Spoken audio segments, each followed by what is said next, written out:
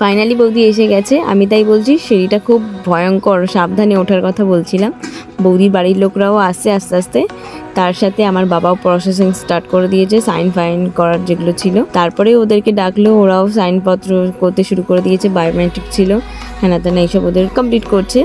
তার মধ্যে আমি ওদের বলছি যে একটুখানি পোজ দে, একটু টাকা, মানে ওরা মন দিয়ে একদম কাজ সেরে যাচ্ছে, তাই আমার দাদা আবার লজ্জা পাচ্ছে। তারপর যারা আরও সাক্ষী হিসেবে ছিল, মানে বাবা, বৌদির বাবা, আমার দাদা, তো ওদেরও বায়োমেট্রিক কমপ্লিট করলো।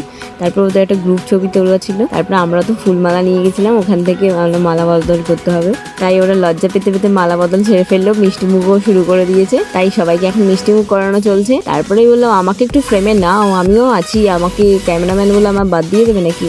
তারপর বড়দেরকে প্রণাম করতে স্টার্ট করেছে।